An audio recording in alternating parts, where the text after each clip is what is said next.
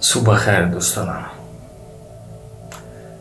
پیش از اونی که به کار بیایم ناگاه در ایستگاه چشمم به یک موی سفیدی افتاد که بسیار پریشان حال بود. ایستادم، گفتم بابا کجا برم؟ گفت فلانجا زیر زمینی پدزم که میگه فلانجا برم. بردم آنجا نشست که آنجا تالبندگی میکرده است. بسیار لباس های فرسوده داشت و یک حالی یک موی سفید نورانی تاجیک بود. پرسان شدم که بابا آیا شما فرزند دارید؟ کمتر ایستاد و گفت دارم. 2 فرزند دارم. گفت راستی نمیدونم چه حالت بود. نگفت که فرزندانم این کردن یا آن کردن. ناموس کرد. هیچ پدر یک معما، یک عیب، یک نقصی فرزند رو زینهار نمیگوید. خب از خانه پیش میکنی چی کار میکنیم؟ هیچ چیزا نمیگوید. بعد به خاطر دلبرداریش که تنها خود را حس نکند 1-2 جمله گفتم. سعی کردم که موی سفید دیگر یک زمان گریه کرد. آب دیدش را پاک میکرد. من هرچند میگفتم که بابا شما تنها نیستید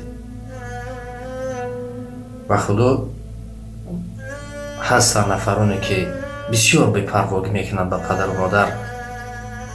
شما یک چیز رو فراموش نکنید که میگن که شاید در فقیری یا چیزی دیگر آدم های میشناسم. من به خدا میلیون میدین تو که پدرشان نزدشان باشد، شل باشد، کور باشد، جایگاه خواب باشد، لیکن پدر باشد. 2 تا نان هم نآورد به خانه. موی سفید پدر این یک فیض دارد در خانه. دعای او باشد کشایش کار شما بشود. او خورنده زیادی نیست در خانه برای شما. چون میگفته موی سفیدان ما پدران اینا یک فیض دارن. شاید به شرافتی این پدر کار شما پیش میرفت یا چیز دیگر. حالا هم در نشده است. همون فرزندهایی که به طور و پود شد میلرزید، جان پدر، جگری پدر گویان،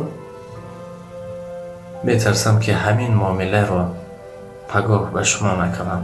من میدونم بسیاری از نافهمایی میشود، از بیعقلی میشود یا چیزی دیگر رفت و باشن اگر در داخل شما. حالا هم دیر نشده است. به خدا دیر نشده است که به میلیون ها دیگر پدر نمیابه.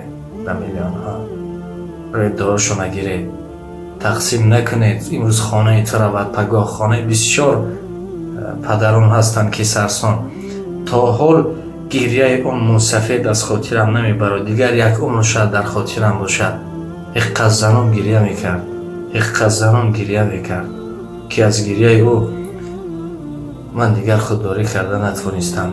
همون موی سفید در این سن سال باید در جایگاه نشینه، در روی کروات نشیند به مانند پدران ما چای بنوشد از دست کلین ها یا که از دست فرزند ها.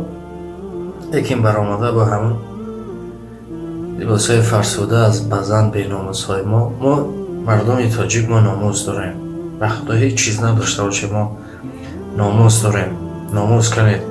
پدر و مادران خود را کنار خود گیرید، تقسیم نکنید. امروز تو گیری، امروز میبینیم خیلی زیاد میبینیم.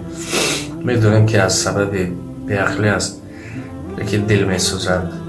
و خدا دل میسوزد. برای خاطر کمتر بیدار شوید و فکر کنید چیکار کرده ایستادید و فکر کنید که پگاه همین دوست رو یا همین معامله رو به شما نکنند. خود را احتیاط کنید. شما رو دوست می‌دارم. خداحافظ.